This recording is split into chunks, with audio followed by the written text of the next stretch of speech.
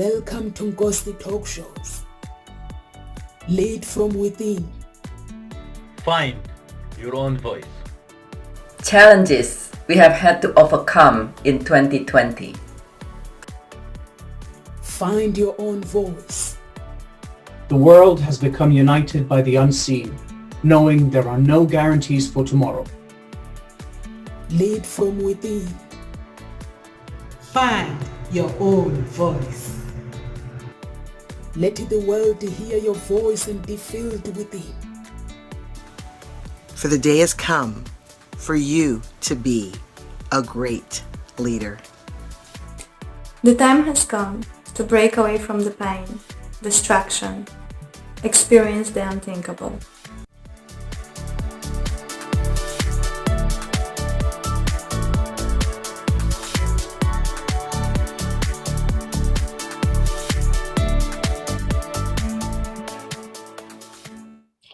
Good afternoon, everyone. I'm your host today. My name is Nomsa Clara Mncube.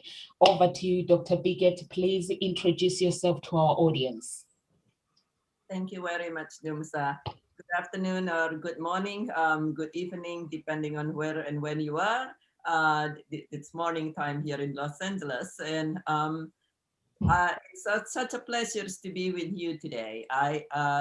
Would you love to be able to remove anything in you that is holding you back?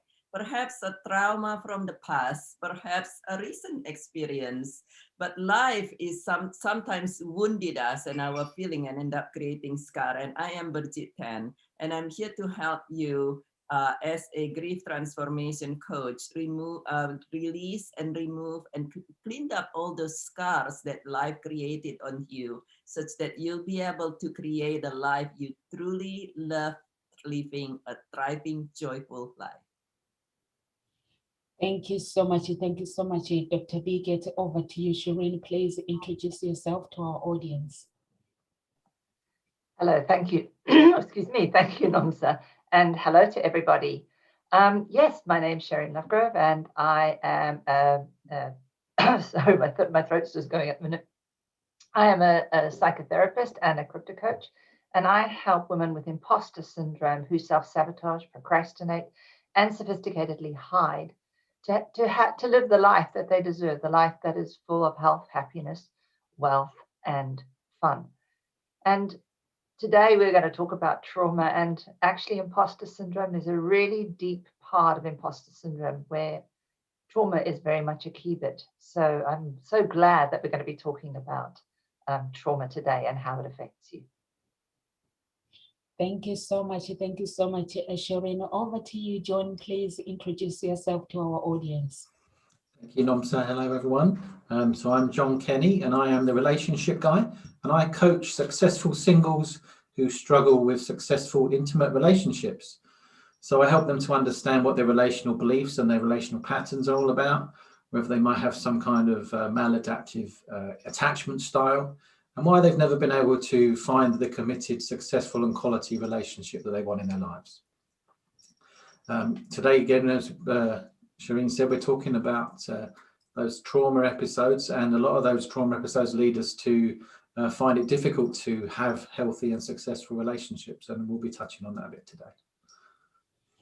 Thank you so much. Thank you so much, John. So our topic today is how emotional scars alienate you from life leadership.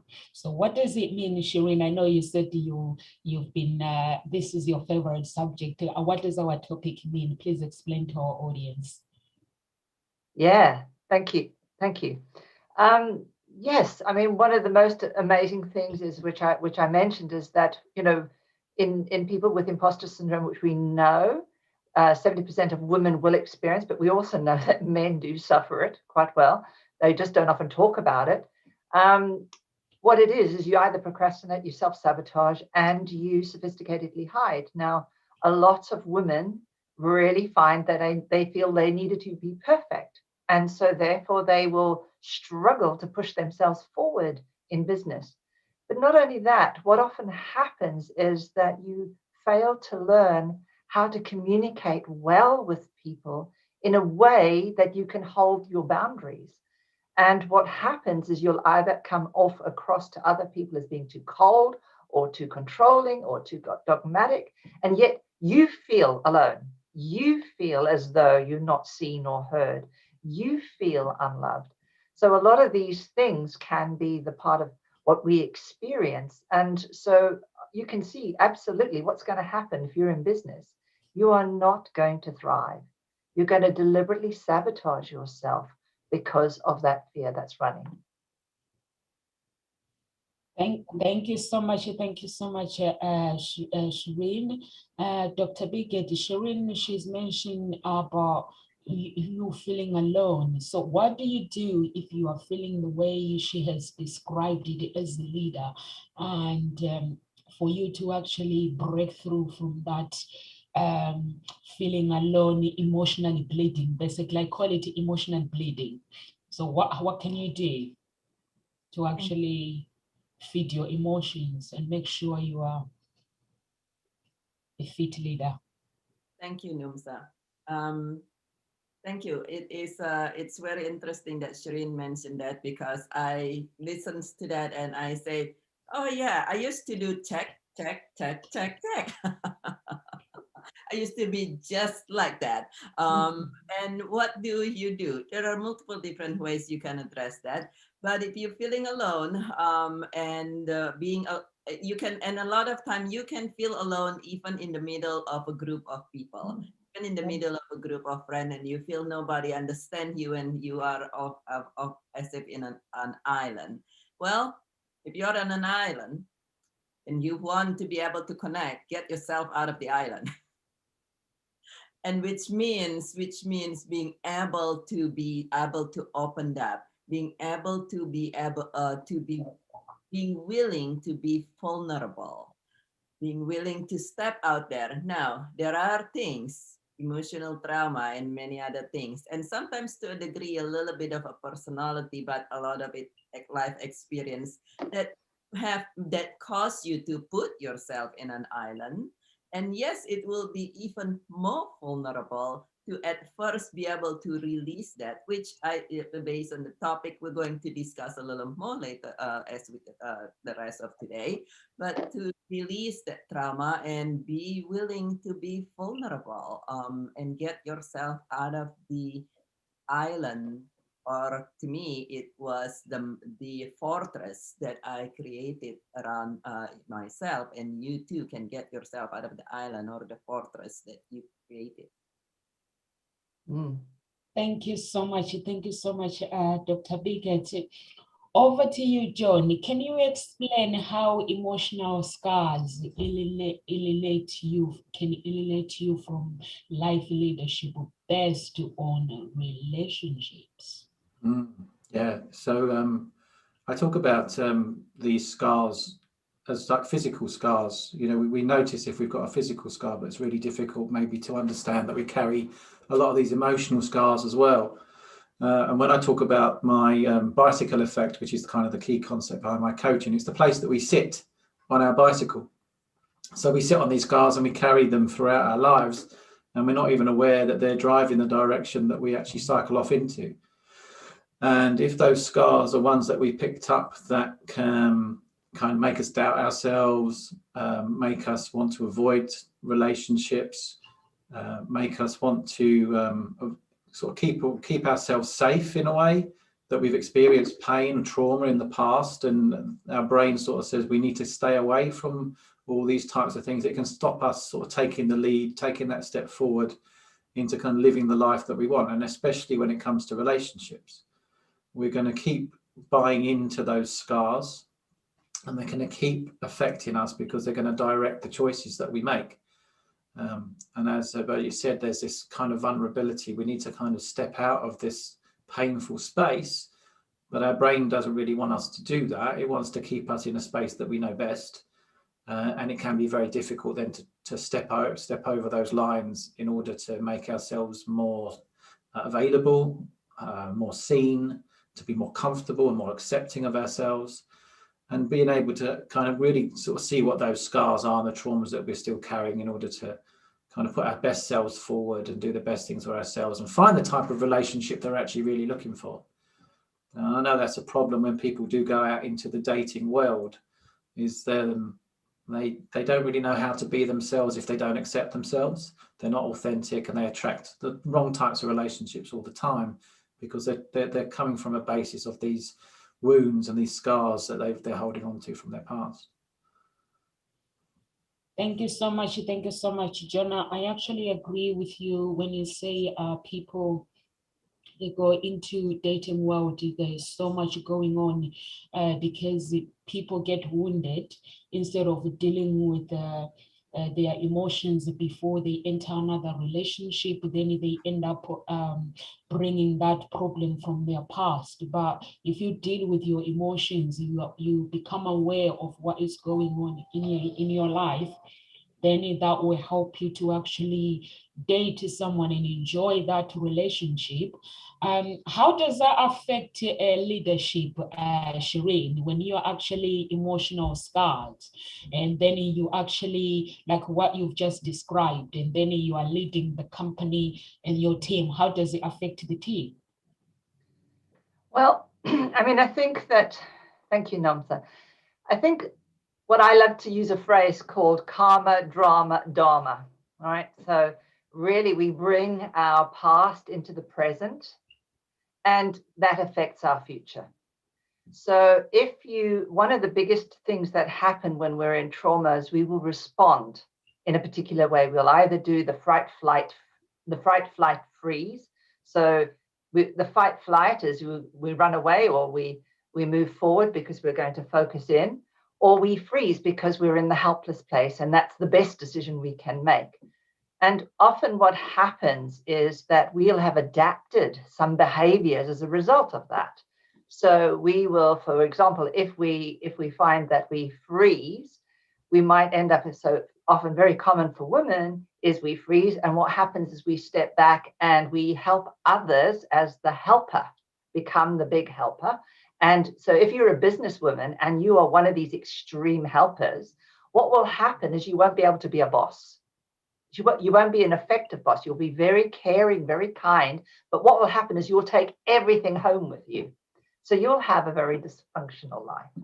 And if you have a helper, the byproduct of being the helper is that the other people, first of all, they get damn frustrated with you because you're always helping them and telling them what to do. But also what happens is they don't get to learn. They don't get to step up. So you don't allow them to shine.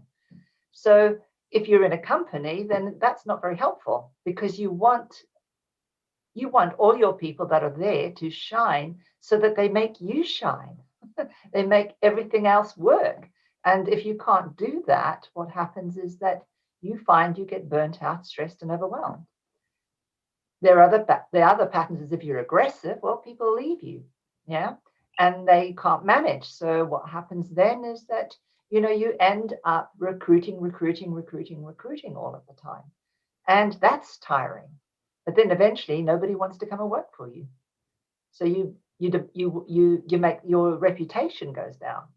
So there's a lot of things that start to come up. And very often, as John was saying, we're in this bicycle. We don't know that we're actually doing these patterns because often people don't tell us. And even if they tell us, it doesn't resonate. It doesn't resonate because we're so disconnected from that feeling.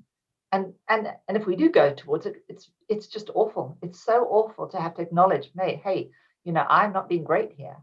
That, our self-esteem wants to be preserved. So yeah, that's how it affects you. Thank you so much. Thank you so much, Shireen.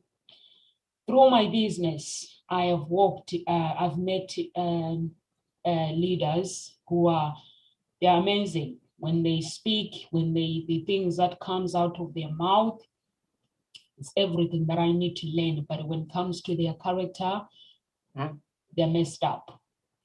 So Dr. Pickett, how do I make sure that I'm actually, because to become a leader, for me, basically, to work on my emotional scars, I have to make sure that I become a leader that I say I am, even with my character, even with not just to say my character, I have to pretend, because if I have two characters, nice character at work, and then when I get home or when I'm actually talking to people, my character is something else. Like, let's say John is a relationship coach, and then as a relationship coach, you have to be a loving and caring person, which is that's what made me connect with him. Basically, we connected just natural. When I met him, it was like, hi, Nomsa, at Desmond O'Connor's event. It was like I met him before, but it was my first time. So he gave me that love. That's what he does for living, to say, Nomsa, I spread love. So this is who I am. So I connected with him based on his character. So Dr. Bigot, how do people make sure that they connect their character with their leadership, and basically not pretending, but basically having skills, both that authenticity? So your question is how you connect your character. Yes, our authenticity, character, or even if we have emotional scars, how do we work on our authenticity, making sure that we don't hurt other people, and just make sure we connect our leadership with our emotions and everything that aligns with what we are? Okay. So thank you, Nomsa. It's a little bit two questions. You can answer one, I'll give the other one to John. So if you have emotional scar, then you want, and it's not serving you and your leadership in any manner, then you want to release that and allow your true, authentic, loving you to shows up. Now, in general, everyone intend to be loving and to be kind and to be nice. I'm sure there are exceptions, but most people don't go out there and say, I'm intentionally going to be mean and nasty and I want to hurt people. No, but we not necessarily do what our best intention. And if it is emotional scar, then one of the things you can do to release them, there are multiple different ways, but scar, emotions and trauma actually goes in your body and sits in your cells. And so one way is through therapy, through counseling, through coaching. And then the other way that I find extremely helpful, which is actually my specialty, is through movement and dancing. Joe Dispenza says that when you experience something, and we know this through studies, it goes into your cell. If you read something or hear something, it goes in your mind. If you experience something, it goes in your cells. What is one great way to release things that sits in your cell? You move the cells. How do you do that? Music and movement actually make yourself move in a different vibrations and release these things easier. So Dance Away Sadness, Move Beyond Your Grief is actually a program that I created specifically for that, releasing 30, 40, 50 or 3, 4, 5 days long of emotional scar. So that's the one way to release that. Now, to be able to be authentic and bring your character, your best character, after you release all that's in the way, or as you are releasing them, is to be able to be willing to be vulnerable, because to be able to be willing to be seen and to speak up and say, hey, you know what? I know I might not in my best way today, but I'm here to connect with you. Thank you so much. Thank you so much, Dr. Bigot. John, is there anything you want to add to what Dr. Bigot has just said? Yes, thanks, Nomsa. So I would add that for you to be your authentic self, you need to know yourself. So there's a lot of work to kind of do on understanding who you are. So where those scars are coming from, if there are scars that are holding you back, because we are taught a lot as kids to grow up living up to expectation. So fitting into the environment that we grow up in, we're told that, stop messing about, behave yourself, don't cry, whatever it might be that we're told as kids. And a lot of the times that's coming from the expectations and the experiences of our own caregivers. but obviously, if you have that kind of support and nurture and encouragement and allowed to be yourself, then you don't generally grow up with these types of issues. But if you are kind of restricting yourself in a way and don't really know who you are, it's important to figure out who that is. So I know sometimes in myself, I'll say something and I think I don't actually believe that. And then I think, oh, that's my dad.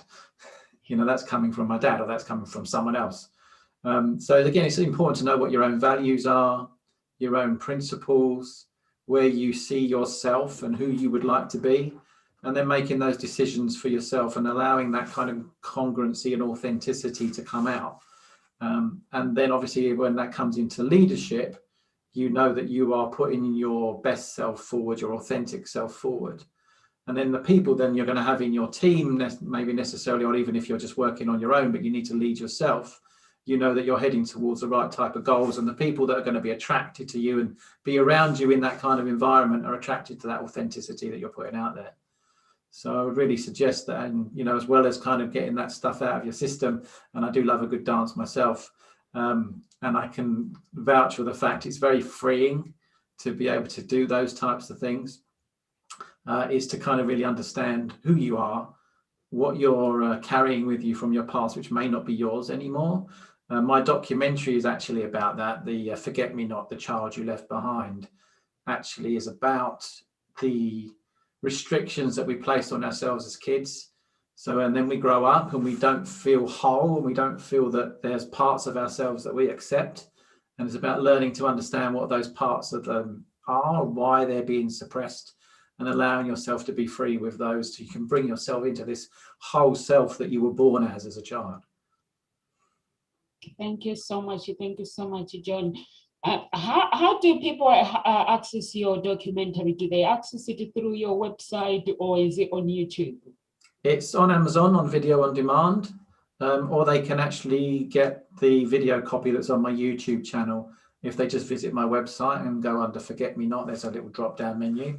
I think we're doing it for £1 at the moment through lockdown.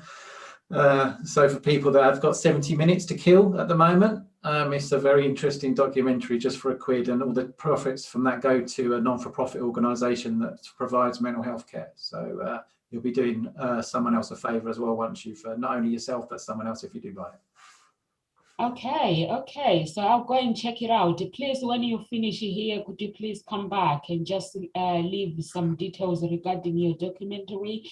Because what you've just described, it can help somebody when you have problems. The problems from your childhood, they are the critical component that you actually need to undo them.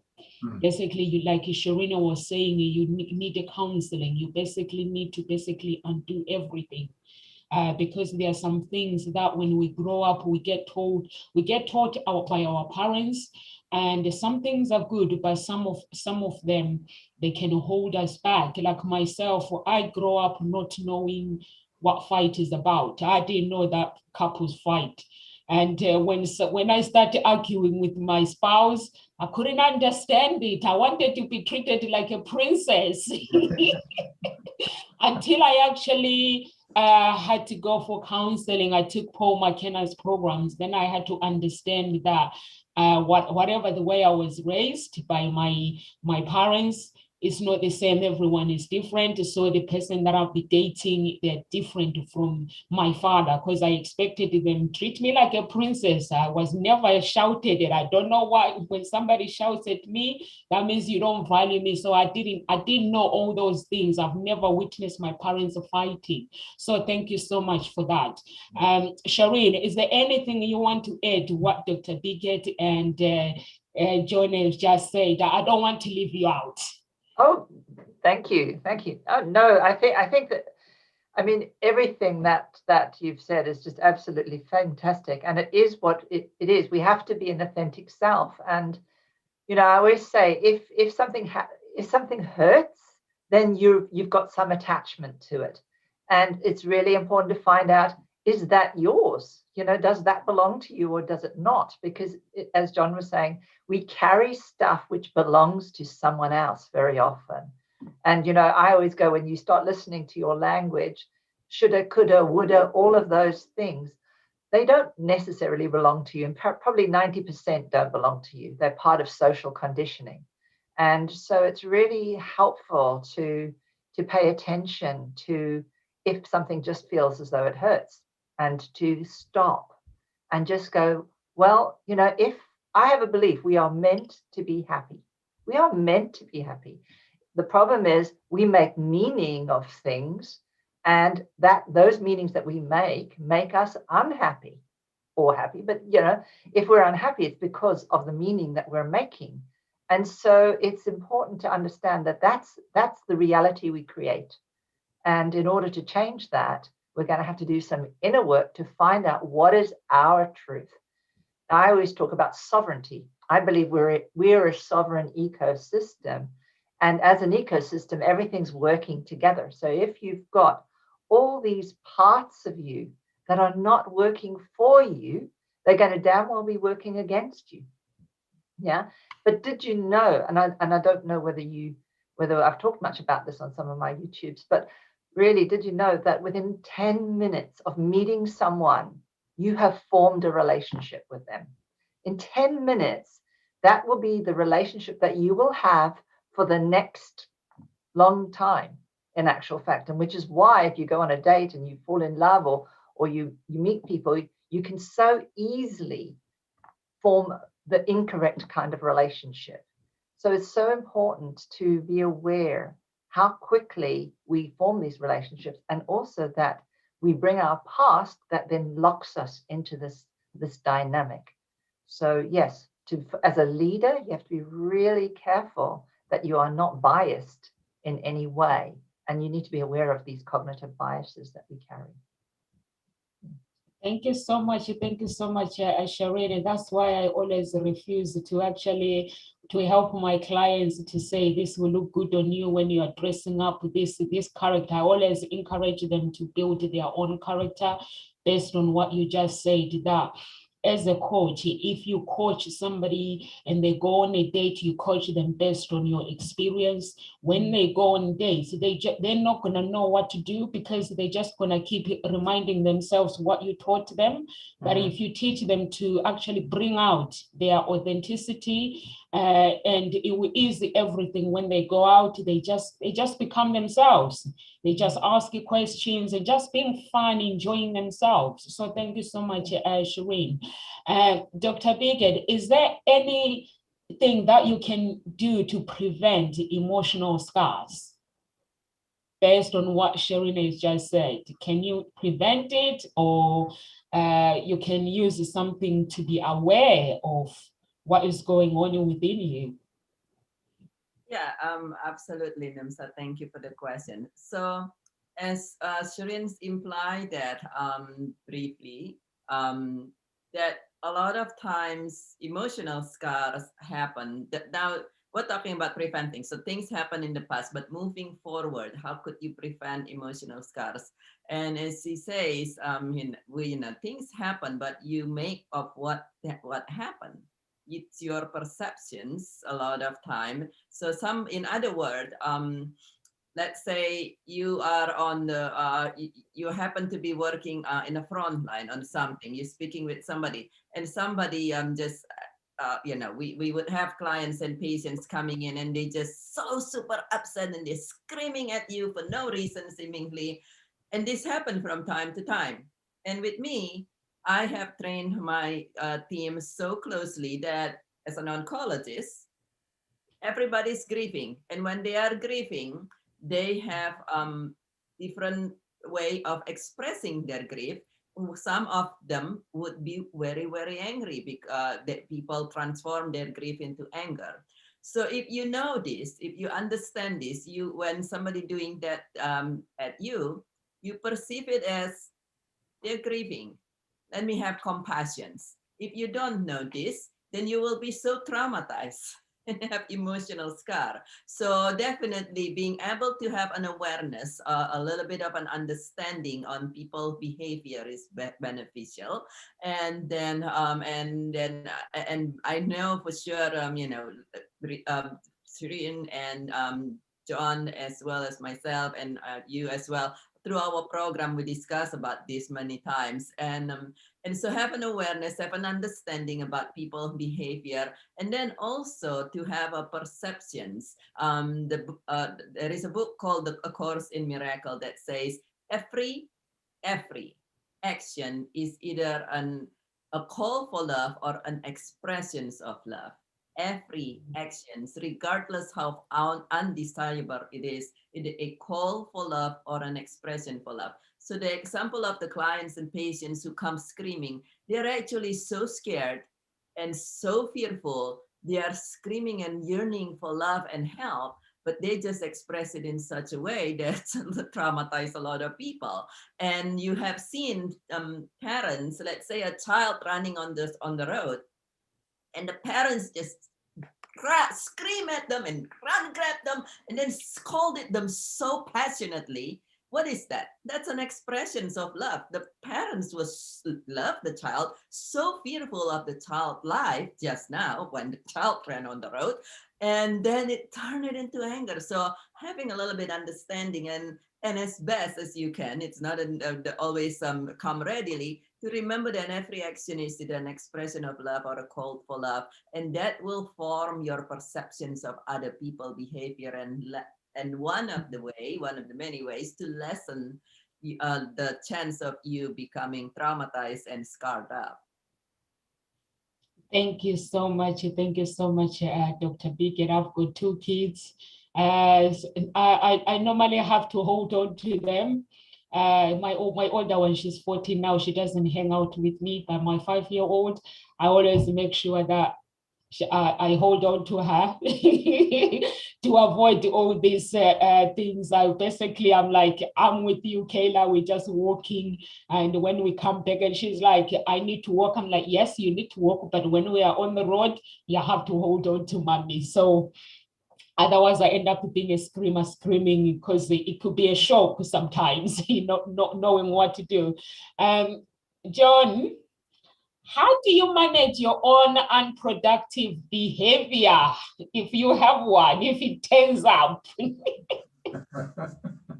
Yes, I do have my own unproductive behaviors. So when we're talking about these learned things from the past, mine come from a resistance to do the best thing for myself. So when we talk about beliefs are kind of the most powerful thing that you ever carry in your life, because they're the only things that can override your survival instinct, and then they can make you do some very strange things and stop you from moving forward. So if you are carrying something of a belief such as I used to carry, which was I was never going to amount to anything, then everything that I do then is dictated by my need to make that belief my own truth. So I'll always be looking for evidence for my belief to be made real. So in my case, I would do certain things, and if I reached a certain level of success, then my brain would then say, yeah, but you're never going to amount to anything. So therefore, my behavior would then make that belief real. So I would procrastinate. I would not do things I was supposed to do. I would take my eye off the ball and focus on something else. I would maybe also like put things on there that, oh, this is now too difficult for me. I don't think I can do this anymore. So then I'd turn my attention to do something easier. So therefore I knew I could achieve something, but it wasn't actually the thing I was really aiming for to achieve. And I would completely sabotage my own success. So I think beliefs are very important. So if you can understand what your core belief is about yourself, then you can then really expand that and understand what all your limiting beliefs might be, and then how that drives your procrastination and your self-sabotage and your inability to carry out the tasks that you really want to do to improve your life. Thank you so much. Thank you so much, John. My limiting beliefs, it was avoiding confrontation. Even if someone is doing something wrong, I wouldn't want to hurt them. But I've learned to speak up now. I just tell straight away that if someone is doing something, or if I'm doing something, I feel that I've done something, I just apologize straight away, making sure that I don't hurt that person. Or if they are actually, if somebody comes to my life and they're not who they say they are, I tell them straight away that I don't want to work with you. I make sure I don't tell them in a hateful way. I say, I don't want to make a decision right now. Let me pray about it. But if I'm still feeling the same way, that no, you're not the right person, because you have to, the people that you connect with, you have to connect with someone in a good way, because there are some speakers that I went on Facebook looking for them, and they come to me just by reading their email. That actually, when I say, because I used to say, okay, if you want to speak and go to the talk show, would you mind if you give me 5 minutes to just actually introduce myself, so I can tell you what the talk is about, and so you know who you're dealing with. And some people will be like, but I've been doing this for a long time, I don't need all that, I just want to speak. I'm like, and then I realized that actually that's not the attitude that I need in my life, because if I'm going to work with Shireen is going to want to know who she's working with, who she's putting herself into, who is Nomsa. So I'm like, I'm asking for introduction. So if you're not going to give me 5 minutes for me to actually introduce myself as a person, so you know who you are dealing with, then you're not going to be good for my team. So I just say to them, thank you so much for getting in touch, but I don't think I can work with you. So that, for me, if it was before, I wouldn't be able to do that. I would just accept somebody for the sake of not wanting to hurt them. So those were my limiting beliefs. Part of my limiting beliefs, there was loads of them. That's also, it sounds like it's a bit like your projection as well. Yeah. Because if someone was saying to you, I don't want to work with you, then that would feel rejecting to you and painful to you. Whereas as a healthy human being, if you say, look, John, we're not a good match, I'm not going to be hurt. I'm just going to say, yeah, you know, well, you're okay. If that's what you think, that's fine. We're not a good match. And I wouldn't be hurt by that. And I also wouldn't be hurt by telling you the same thing. Yeah. You're projecting maybe what maybe you would feel by saying, oh, I don't want to hurt someone. That's your perception of how you might feel if someone said that to you. So it's really important that we also check in with that. Am I projecting my stuff into this situation which doesn't actually exist? I'm allowed to say what I want to say. I'm allowed to say what I need to say. I'm allowed to have my own voice. And that person will take it as they take it. Whereas if I come into it saying, oh, I don't like people to say no to me because that hurts, therefore I'm going to find it really difficult to say no to somebody else, because I'm going to assume that it's going to hurt them as well. You're not responsible for the feelings of somebody else.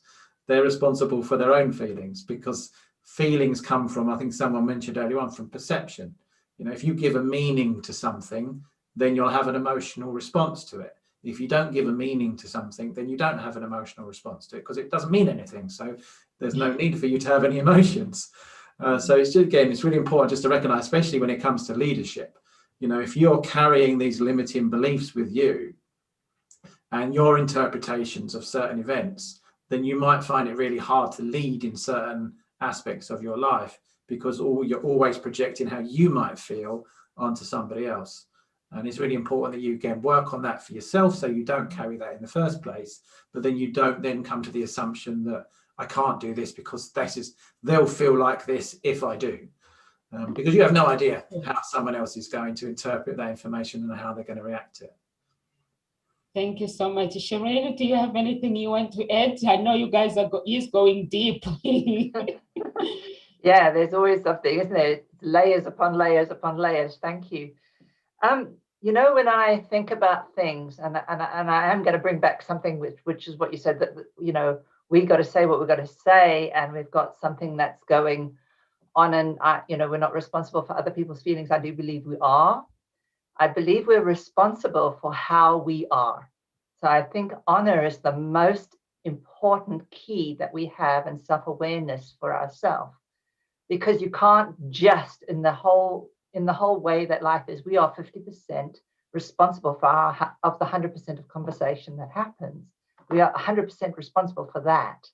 And so what we must understand is that we are in self-awareness. How do we act with honor in this moment in time? always look for what is the most honorable thing, not whether I'm in reaction or not. So be aware, where are your behaviors that are worrying about whether you're going to be rejected or not, but how do you stand in honor every moment of your life? And I think that for me is really key. And it's quite difficult sometimes, because when you have your behaviors, then you often find that you are not always completely honorable, you know, and it is important to just kind of do a reassess every day. Where have I been not truthful to myself? And where have I been where I've been reacting in essence? And also it's where am I going to be a compassionate human being? You know, what is it that makes me extraordinarily compassionate? So I think there's it's really complex, but I think the simplicity is, you know, treat people as you would treat God.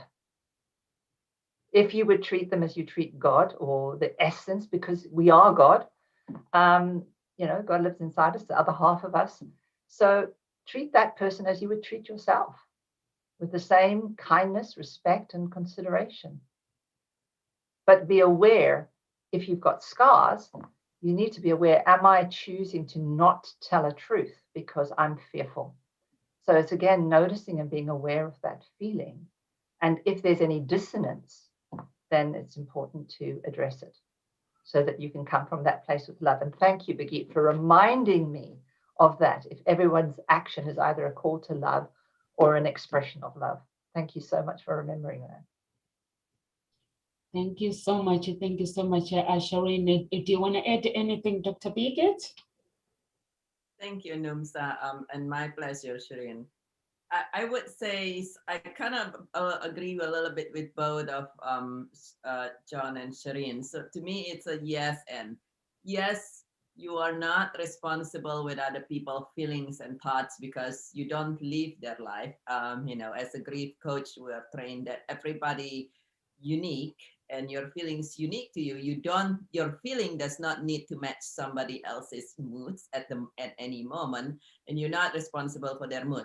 And at the same time, if you repeatedly notice a certain pattern, let's say you go out and, like John says, you keep getting the kind of dates that you don't want to date, you know, then perhaps you want to ask yourself, what's the same thing in this equation here? If this has happened 3, 4, 5, 20 times, what's the one thing that's the same? And perhaps that's you. And then perhaps it's not in a way of blaming you or judging you or anything, but it's an opportunity to say, well, okay, I'm noticing the same pattern here. And so perhaps look in myself and say, what is the pattern that, what caused this pattern, and how can I release this? And then, yes, then you want to, and in general, whether you have a wonderful, smooth relationship or not, you want to treat others the way you want to be treated,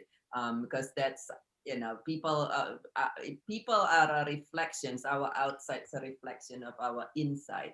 And so you always want to do that in any manner, and you know, to honor other the way you want to be honored. And so to me, it's a little bit of both, a little bit of a yes and. Yes, you're not responsible to other for another people feeling, and at the same time you want to be aware and also treat others the way you want to be treated. Do you want to be treated poorly? If the answer is no, then don't treat other poorly. And if you notice you might be doing something that doesn't seems to go smoothly, then find out why.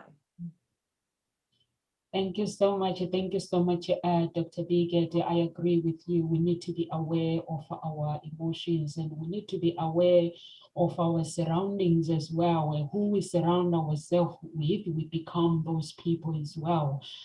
So thank you so much for that. John, how do you recover from emotional scars that your parents inflicted on you?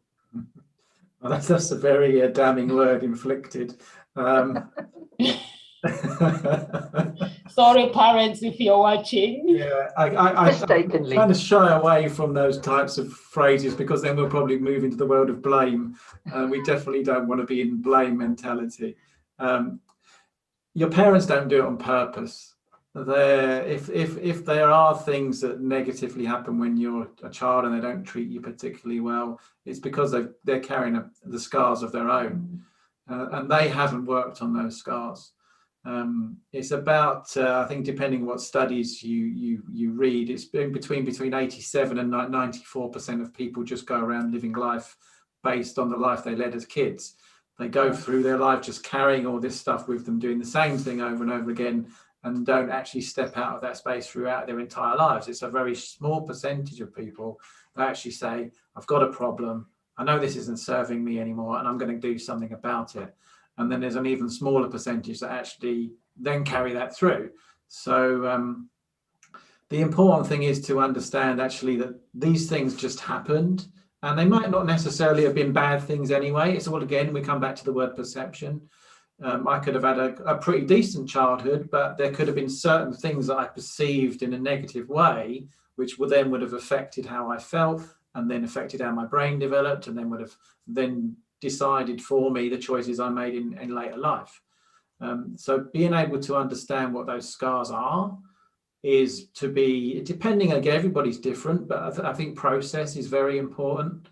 If you're carrying something that's very deeply ingrained inside of you, there is some kind of therapeutic need. Maybe, as Birgit said earlier on, you can release this by doing other activities, but to be able to process what you're carrying and understand what it is that you're actually carrying, what you're carrying it for, what purpose does it serve. It could be there, your brain's trying to protect you, so it's saying you need to keep doing this because actually when you were a kid this really hurt, so we don't do that anymore, and we need to avoid that. But actually, thank you, brain, I don't really need to do that anymore. No, you're just trying to protect me, but I don't want to do this because it's not serving me a purpose. Again, if it's deeply seated trauma, then there are obviously specialist techniques we can use in order to help people move through deeply rooted trauma, which they might find very difficult to shift. I use hypnoanalysis sometimes with my clients, which is going into hypnosis, and then we can start to resolve the issues in hypnosis, because to do it consciously doesn't work. This is too deeply rooted for them to consciously change their patterns, but we can actually do it at a subconscious level. But there, everybody's different. But I think the understanding what the scar is, it's not like a physical. We could rub bio oil on it and make it a little bit smaller. But it's about decreasing the importance of that and increasing something else. So neuroplasticity is the way that your brain evolves throughout your life, and we can create new neurons all of the time. These scars that we carry, they're really just neurons in your brain that fire off. So when your brain recognizes something, these neurons will fire and they'll dictate our emotions, behaviors and stuff. Excuse me, my cat. She's just been sleeping on my desk. Oh, bless her. So we can create new neurons and we can choose different pathways. So what we can do is to start to practice something else. So if I don't want to do this anymore, I can start to do this. And eventually we start to build a subconscious routine, whereas that scar will still be there. Because once that neuron's made, it's not going to go anywhere. But what we can do is have an alternative. And then if those things start to kick off inside of us, we can actually say, you know what, I don't do this anymore. What I now do is this. I've given myself a choice. I have that awareness of my choice. And I've now created a different pathway for me to go down in order to not carry out the same types of things I would have done before. And I can stay away from the pain and the uncomfortableness of those scars that I might be carrying. But I think it's really important to understand the meaning of those first, so that we have the ability to say, okay, I can now change what that means to me, and I don't have to buy into that any longer. I'm going to put her on the floor because she's getting in the way. Yeah, so that's what I would suggest we do, is kind of go through the process of understanding where we're coming from, and then try and create those new behaviors and new thoughts, new emotions, and give ourselves a choice to move away from that space. Thank you so much. Thank you so much, Johnny. That's what I did as well, basically to understand that, because basically for me, it was the divorce of my parents. I thought I was happy, but then when I started thinking about it, my mind started making things up anyway in my mind. So I was like, okay, my parents divorced. So now I'm older. Now I have to look at the situation that they were not meant to be together. So then I started working for forgiveness, forgiving myself basically for actually not understanding why my parents divorced. So when I worked on that one, so I can understand basically that relationship, there's a season for everything. But now I start appreciating my parents that they were not together, because if they were together, my life would have been different. I would have been spoiled. My dad didn't help anything. My dad was spoiling me. And my mom, she's the same as well. So if I had lived with them, and my stepdad were the same, and my stepmom, so if I had lived with one of them, if I had lived with my both parents, my life, maybe my destiny would have been different. Maybe I wouldn't have been in the UK. So I thank God for actually for that process. I thank him for having my parents, whatever the situation may divorced. So I say, I thank you, God, because now what I didn't realize that everything, there's a reason for everything. When my father passed away, my mother became my mom daddy, because I lost my stepmother, I lost my dad, and I lost my stepdad. So she became mom daddy in everyone, even my stepsisters. Basically, she's the one who plays that part as the mother and the father, which I didn't know that that's what God has put that in place. So now when I look at her, I appreciate her more, and that gives me, a happy. I'm happy. I'm more happier than I was. Although I thought I was happy, but when sometimes you enter a relationship with those better habit comes up. So thank you so much for that. I'm gonna come to you, Shireen. Anything you want to add, or about? I have a different question for you. Yeah, no, I'm all right if you want to ask a different question. What's the difference between leading from the head and leading from the heart? Oh, leading from the head and leading from the heart. Okay.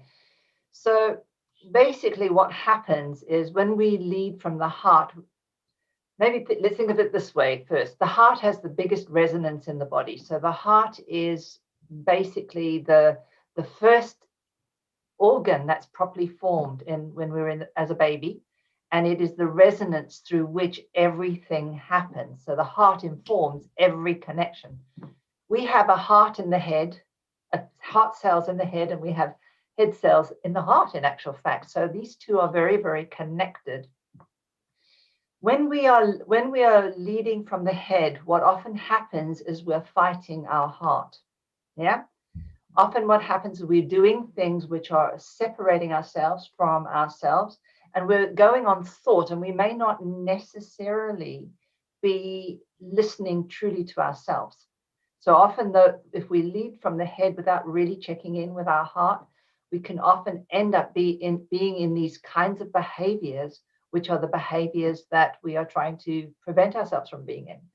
So we might be cruel, or we might be unkind, we might be just not thinking, yeah? But if we check in with our heart and we feel a coherent resonance, what happens is we start to bring everything down. So literally we're bringing our head, which is heaven, into our heart so that we can exist. So what we're doing in that moment in time is we're reducing any stress, and we're putting our whole body into coherence. And what happens is we self-soothe, because when we come into our heart, we're actually talking to all of us, and we tell all of us we're safe. And when we tell ourselves we're safe, that means we're more likely to look around and see new alternatives. But if we're in our head, we don't have our heart to help us in that process. And we know that if you look at Damasio's work, he was the first person that really started to look at how our feelings affect our emotions and decision making, particularly. Basically, what he showed was that if we don't have this connection between our head and heart, we don't make very good decisions. We might make very thoughtful decisions, but they will not be smart decisions. Yeah, if that makes sense. So what will happen is we'll make decisions, and what will happen is we won't be able to get feedback from our body to tell us to be aware of this, to be aware of that. So we might end up being a gambler. We might end up being doing all sorts of kinds of behaviors which are not helpful. So when our heart and our head are not in alignment, we do not follow the rules well. Thank you so much. Thank you so much, Shireen. Dr. Bigot, how do we make sure our head and our heart is aligned with our leadership, everything? Can you repeat the question, Nomsa? I didn't catch some of the words. Based on what Shireen has just said, how do we make sure that our head and our heart, everything is aligned with our values and our behavior? Because if your mind is disconnected from your inner being, then that means you're not going to be a great leader. Thank you. Yes, and one would be to know what your values are, what your important values are. If you don't even know yourself, I think John mentioned it earlier in this talk, you do want to know where you are and where you want to go. That's very important. And where you are include who you are. What's your most, top 3, top 5 most important values. And knowing that if it is something that you are yet to know, you want to know that it's come from your heart, not because somebody said you should have, could have, would have, whatever, any of those. And so when you know what the values and your true core values that's important to you come from your heart. And when you know that and you continue allowing that to be as your guiding light, so to say, and not only relying on your thinking. So in other words, when something happened, you say, okay, how does this goes with my values and how does this goes with my heart, and allow yourself to listen to your heart in addition to your head, so to say, as well. And that's how one of the way you can become coherent, knowing where you are as well as you want to go, and allowing yourself to listen to both at the same time. Thank you so much. Thank you so much, Dr. Bigot. Anything you want to add, John? Yes, thank you. I just want to check in with this, because sometimes if you haven't worked on yourself and you don't really, you're not aligned with who you really are, you need to be really careful sometimes what your gut does tell you. So if you are living from a more feeling sort of space, sometimes your gut instinct can actually mislead you. So you might think that you're going into this space because it's the right thing to do, because you feel like it's the right thing to do. So you might think you're coming from this heart space, but actually your brain might just be telling you that, triggering certain things inside of you which make you feel like this might be real, but actually it's just living a familiar pattern. So we are attracted to what we know generally. So if we're coming from a maladaptive type space, therefore we're going to make maladaptive decisions, and we're going to keep repeating the patterns over and over again, because we are coming from a space where we don't actually really know what's the best thing for us. And if we're coming from those negative spaces, we're likely to keep making negative choices. So what everyone said so far is about aligning that with yourself. So to really understand who you are, what you want, what's best for you moving forwards. And once you've done that, you should be able to then sync that all up so that when you are making these decisions based on these feelings, you know those feelings are authentic. They're really what you know, they're really what you feel, they're really what you want. And therefore it will lead you into a much more positive and healthier choice as you move forward. So much, John. Anything you want to leave with our audience, John, before we leave? One of the things that we talked about earlier on, I think, was very interesting about how other people are. And I think it's really important that if you know yourself, that you take the time out to reflect on, if I do this for this reason, then why might this person be doing this? So that we don't become, put ourselves into a space where we start to take things personally, or that we don't really understand what behaviors are going on around us. And knowing yourself then allows you that bigger space to be able to say, okay, I understand why my behavior is the way that it is. I know why I make the choices. I know why I feel the way that I do. What might be going on for that person that means that they're acting in this way, or they're doing what they're doing as well? Therefore, I don't ever have to take anything really personally. Although someone might be doing something because they want a reaction from you, or they want you to feel a certain way, it's always based on the need that they've got. It's never really personal. It's about fulfilling a need within them in order to get you to react. But if you can take a step back and say, okay, I know myself and I know why I do things, it really gives you that ability to say, okay, why might this be going on for them? And as we were sort of talking about earlier on, coming from that kind of, honouring space, honouring where they are, saying, I know exactly, they might be going through something I have no idea about. Maybe that's just who they are as a person because they've not done the work on themselves they need to do. But if I can understand me, then I've got a much better idea about how everybody else ticks as well. Especially when it comes to leadership, that's amazing because it gets you to step out of the space and say, why might this person be doing this? How can I help them?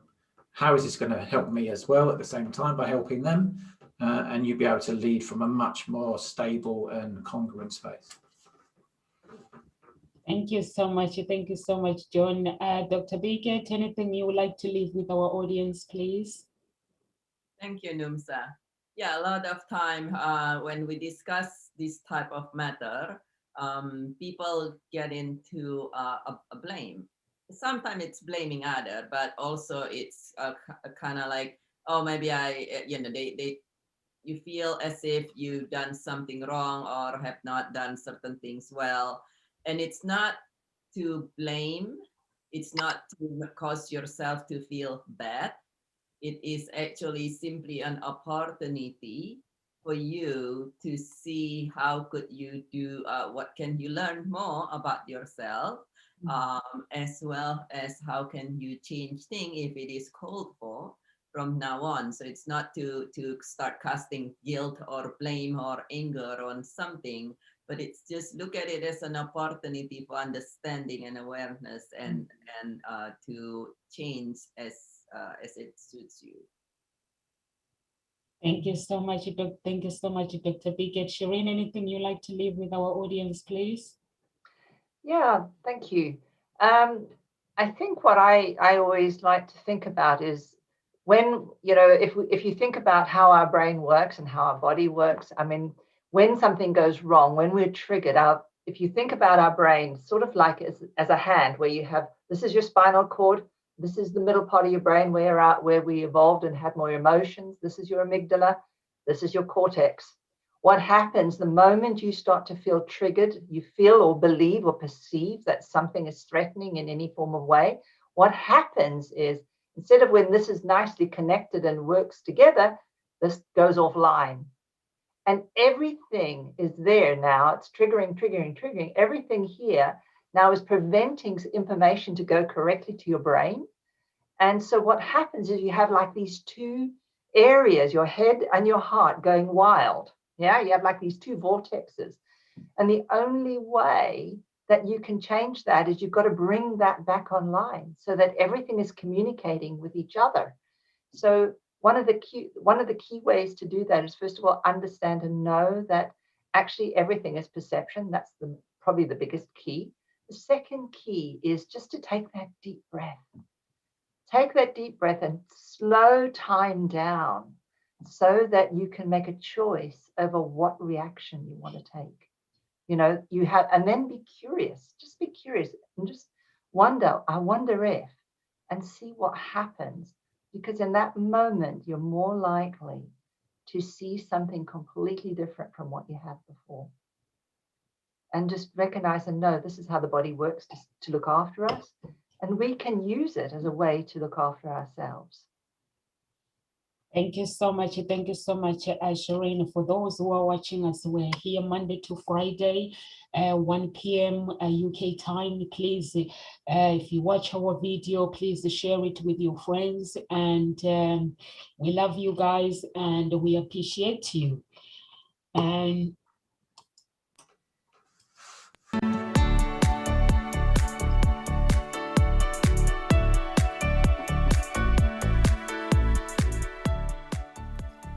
Welcome to Nkositalkshows. Lead from within. Find your own voice. Challenges we have had to overcome in 2020. Find your own voice.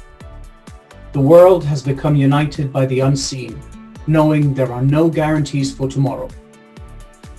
Lead from within. Find your own voice. Let the world hear your voice and be filled with Him. For the day has come for you to be a great leader. The time has come to break away from the pain, distraction, experience the unthinkable.